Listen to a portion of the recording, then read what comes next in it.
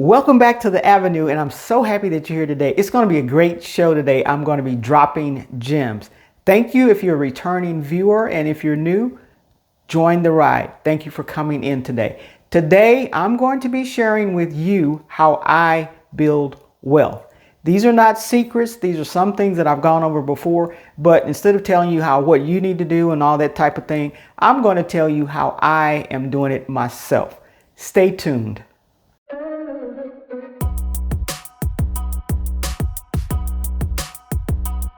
Let's jump right in. I'm excited to drop these gems on you, how I build wealth.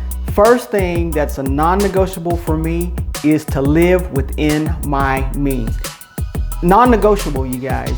It has to be like that for me because you cannot out-earn bad spending habits. You cannot invest for the future and look for a future when you have bad spending habits. So the best thing to do is to live within your means. I don't do anything below my means, but within my means that I have a budget. I'm spending money on certain things, but within that budget also, I calculate how much I'm going to be saving, how much I'm going to be investing. So all my money is taken up within my means, right? So if you live beyond your means, you're actually purchasing things in the future today that you'll have today, but you're going to pay for them with future dollars. So you're giving your money away to the future. You may or may not make it in the future, but you have these bills on you. You have responsibilities. You're accountable for certain things. And it's taking up that money that's coming into you monthly to pay for things that you've already purchased days, maybe years, months ago. So that is not working in your favor. Non-negotiable for me, non-negotiable it should be for you, is to always live within your means. And it's an easy concept to say. Sometimes it's hard to do, especially when we see things and we want them right away. If you see something and you want it, work for it, save for it, and eventually get it. It'll be yours and not you and MasterCard or you and some bank, something like that. So live within your means. My first non-negotiable, bar none. Next up is to pay yourself first. And you've probably heard this before and maybe not understand, well, what is paying yourself first? I have all these bills. How do I pay myself first? Well, when I was working a 9-to-5 job, and for as long as I worked the 9-to-5 job, I did put money in my 401k account. I believed in a 401k account, and before I left my company, I wanted to make sure there was a certain amount in the 401k account. What I did is I paid myself first. So, the government gets paid first, your medical expenses get paid first, everybody gets paid first except for you. So before I got the check that I was going to be able to spend and apply to whatever bills I had them take a certain amount out for my 401k, for my retirement. That is how you pay yourself first. There are other means if you want to take money out before you get that discretionary income that you have in your hands that you can pay your bills, write the checks, or send money off to various companies that you have bills for. But that you need to pay yourself first before you do that other thing. So, which means if you're living within your means, you have the money to pay yourself first as well as live within your means on a daily basis. Whatever you're allocating to your household, food, clothes, gas, whatever it is that you need, utilities that you're going to need to pay for. I'm not saying slack off of those, but make sure you have enough. And if you're living within your means, you should have enough to pay yourself first because you're paying yourself for the future. You have to always consider the long term. These things that we have right now, that's fine. But long term, one day you're going to stop working at that company. One day you're going to retire. One day you may be let go from that company. People are finding out today that they don't have a job. But if you pay yourself first, you'll have money set aside for the future that you can do other things with. That was the thing that I wanted to do. That's the thing that I did. I paid myself first, not only with my 401k, but I put some aside for savings. And then I used whatever other money that I had to live with. As I received raises, you guys, I did not make the mistake with this. I could have upped my standard of living. I didn't do that. I put more money in the 401k or more money in a savings account so that I could have it later on. I was living fine with the money that I was living on, right? I didn't want to upgrade. If I wanted to go out and, have a nice dinner or buy a purse or something like that, I did that. But it wasn't going to be a long term. I'm going to make these, if I make $200 more, I'm going to spend $200 more a month. That's not what it was all about. I needed to allocate that money to certain things, and that's what I did. Pay yourself first. Your future self will thank your past self if you do that. Next up is paying off debt in general, whether it's high interest, low interest, whatever debt it is, pay it off.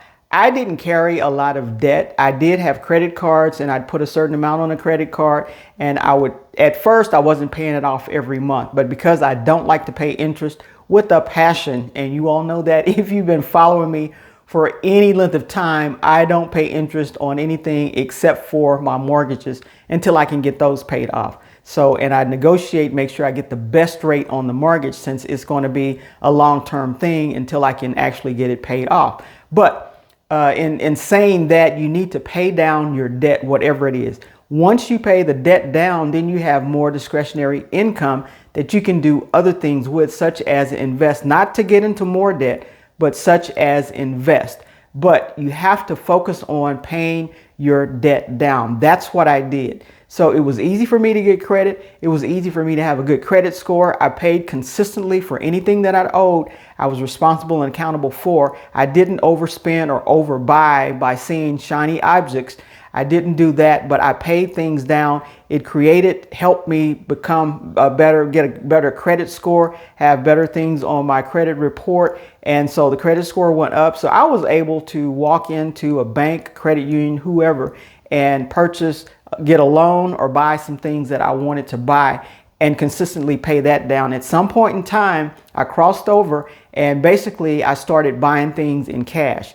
I would put them on the credit card, charge them, but then I would pay them off before that month because I didn't want to pay the credit card company any interest. However, I wanted all, and I did, and I will say this, I wanted all the points that they were going to give me.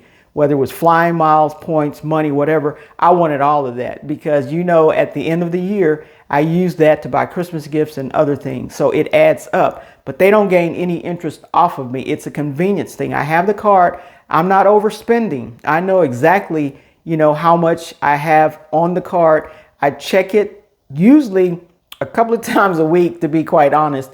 My credit card to see how much is on there because I don't want to go over a certain amount where I'm like, okay, I don't have enough money to pay for this. No, I'm not going to do that. But also on my credit card, you guys, even if you didn't use it outside of anything else, you can buy your groceries that you're going to spend the money for anyway, your utilities that you're going to spend the money for anyway, insurance payments that you're going to spend the money for anyway. You can do that as long, and watch this, as long as they're not charging you a percentage to use your credit card. Now, when I bring up the credit card thing, I usually ask the person if I get some work done from somebody and I say, well, what kind of payments do you take?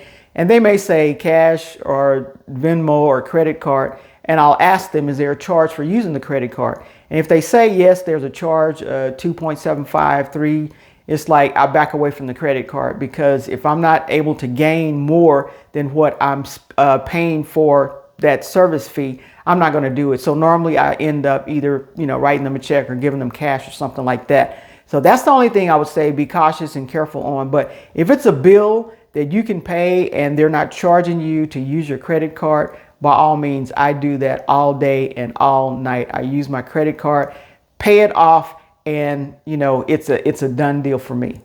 The next thing that I did to build wealth is to maintain an emergency fund. And we talk about this all the time. It's been so long ago, quite honestly, I cannot remember what I started out with, but I built up and now my emergency fund is right around 7 months because I like the number 7. So it's right around 7 months. I know you can go 1 month, you can go 3 months, or you can go 6 months. I chose to go 7 months, and I'm glad that I'm going 7 months right now because of how the economy's going and how things are going. If something were to happen, I'd at least have 7 months of expenses that I knew that I can live off of in order to, find another job, catch up, do something different.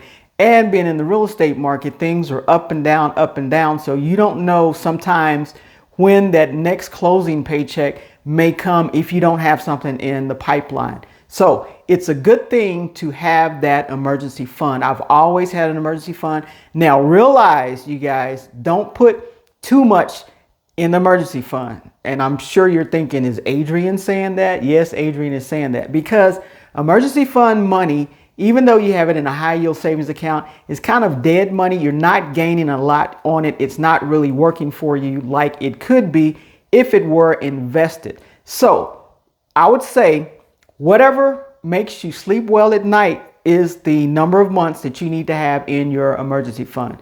For me, I can sleep well with 7 months. Now, as the economy gets shakier, I may up that to 9 months in the emergency fund. But as you know too, I have an emergency fund, but then I have other different funds, for my rental property. I have emergency money for that. So I have various things for my car. I have a car fund for that. So it's not all just in the emergency fund. That's why 7 months works for me. If I would pull everything together, I don't know how much it would be. But if something goes wrong in that particular area, I want to make sure I have the money there to pay for that. And when you start buying expensive toys, such as the bins, you have to have money to support that, maintain it, and that type of thing. It's a new game. So be aware of that before you start purchasing these things. Now, I'm glad that if you have purchased some toys or expensive toys or whatever from overseas, it's probably a good thing, because with the tariffs and everything, things are going to start going up. And that being said, if someone just loves my car and want to pay premium dollar more than what I paid for it, I'm just saying, I'm not attached to anything so much that if a great deal doesn't come by, that it could be a possibility that I would consider it. Okay. So that being said, make sure you have that emergency fund. It's so important to have that emergency fund. I would say for this next one, when I first started out, when I first started working there and everything, I wasn't real clear on my financial goals. But as the years passed on, as I read more, as I learned more, as I listened more to experts, I had to get some clear financial goals. Some of them are 1-year goals, 3-year goals, 5-year goals, and then things like I want to pay off my house in a certain number of years, or I want to pay off that rental property in a certain number of years. So it's good to have clear financial goals, because you know where you're headed, and then you'll know when you get there. When you get there, you can revise and see what else you want to do. But it's an ongoing journey. It's not you arrive somewhere and then that's it. It's always something else to look forward to, something else to look forward to. You may come to a point where it's time to just start giving things away or doing things for other people, not necessarily charging, but just doing things for other people, volunteering places and that type of thing. But you need to have financial goals. One financial goal that I will say that I had before I left that company is a goal of a certain amount in my 401k. If I were to work for that company as long as I did, I needed to have a certain number in my 401k.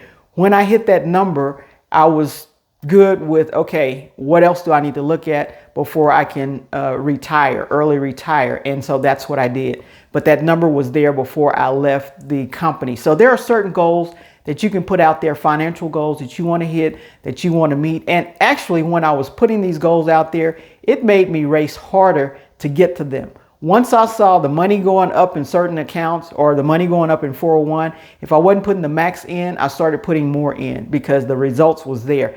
And results makes me run faster toward the goal. When I go to the gym and I start seeing results, makes me want to go lift more or get on the treadmill longer, do some things, that will help increase and make me get to that point even faster if that's possible. Eat better, get in the bed earlier, sleep better, all these things that will help you achieve your goal. So, but the financial goal, make sure you have them out there. I set them and I met them, and I still have more financial goals to go. It keeps me going. Before we move any further, hit that like button and that subscribe button so that you can stay up to date on the latest information as I'm bringing it to you. I am dropping gems today, you guys. So make sure, I hope you got a pad and pencil. If not, pause and go get one. write down some of these things because these are real life things that I went through, helped me build wealth. And I'm so glad I paid attention and stayed on the straight and narrow path to get to where I am today.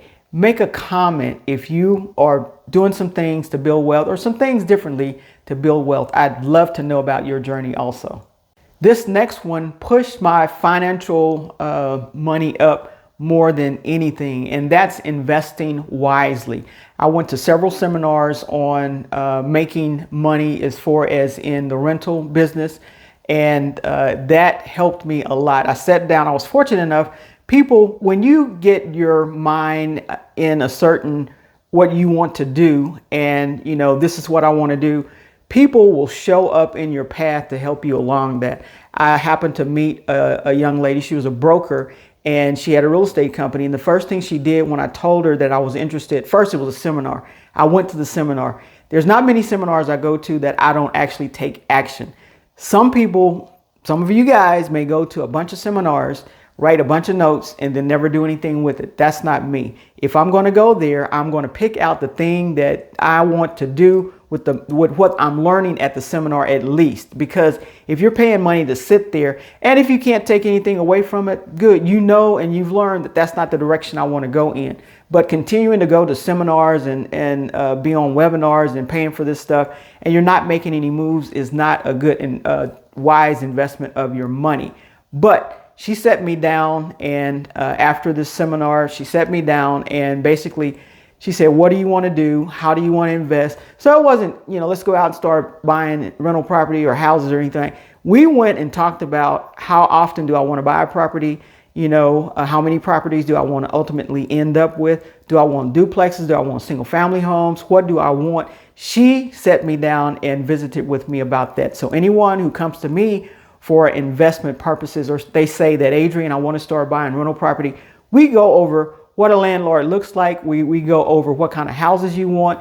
What are the things that you may run into when you're doing the landlord thing? So we talk about all of that. Do you need a property management company? All of that is brought up. We talk about that, and I sit down with them, make sure they understand all of this. But investing wisely is so critical. Before I started investing in the stock market, I did research. I listened to people. I talked to people. And, I just didn't go and just start throwing money in the stock market and hoping and praying that it would bring the best value or it would hit for me. That's not what I did, So these things, as far as investing, that's what really lifted my game up, because my money was working for me at that point. And when you buy rental property, you pay a certain amount for it. Like I bought one, I can't remember how long ago. It was like over 20 years ago that I bought my first rental property. And I think I paid $91,000 for it, you guys. And it was a 3-bedroom house in a small town. Since then, that town has blossomed. It's got, people coming there, industries coming there. And the highway that runs up beside, not right up beside the street, but beside the subdivision, is probably they're naming it as one of the most profitable highways because of the things that's popping up around it. So that $91,000 property now is worth about $350, $375, and it's paid for. So that's the way you gain wealth.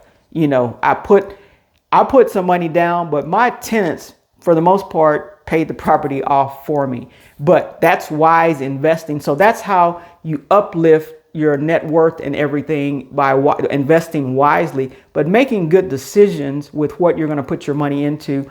But getting with people that know the market, getting with people that know the stock market, getting some advice from others. A council of wise people around you will make you more than just trying to dibble and dabble in certain things. So yeah, make sure you invest wisely.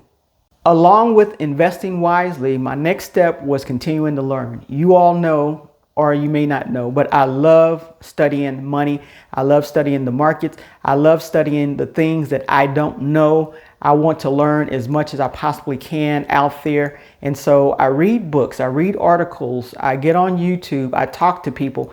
I have people around me that know much more than I do about money. So I pick up ideas from them. I actually have a company that manages my IRAs now, and we have quarterly meetings. And so they have the top advisors at that place that's giving these quarterly meetings. And so I sit there and I listen, and we can ask questions. So I have all of this. Why not take advantage of the things that I have? And then I study certain things myself. I have a library of books on the stock market and all of that. So if I need to know something, I can go out there and find it.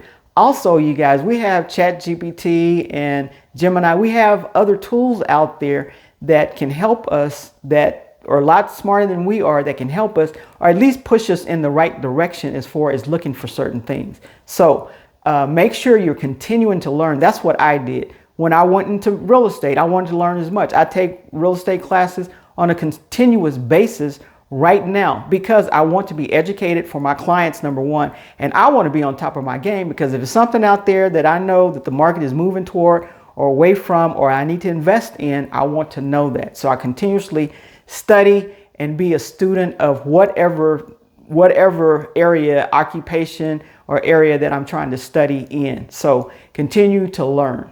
The next thing you want to do is to track your net worth. How will you ever know if you became a millionaire without tracking your net worth? And we know your net worth is your assets minus your liabilities.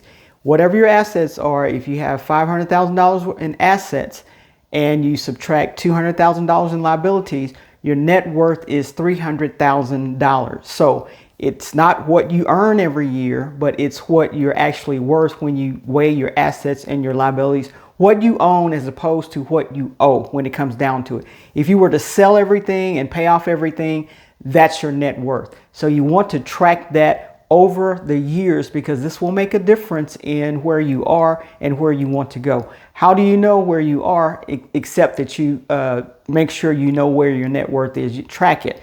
Track it on I'd say annual basis at least. Track it on an annual basis. That way, you know if you're moving up in the right direction or if you're moving in the wrong direction, and you can make adjustments to that. That's one step that most people leave out, is tracking the net worth. And my last wealth building habit that I will share with you is to pay cash for luxuries. When I'm switching from functional to luxury, I always pay cash for it, because you know, you can buy a car or you can buy a luxury car, and what it is, all you need is transportation. So if you're going to up it to luxury, pay cash for it. And this is my rule. This is Adrian's rule. Another thing that I put in there, if I'm going to buy something luxury like that, whether it's a car, a purse, or whatever, I want to make sure that I have at least twice. If I can buy it once, I can buy it twice.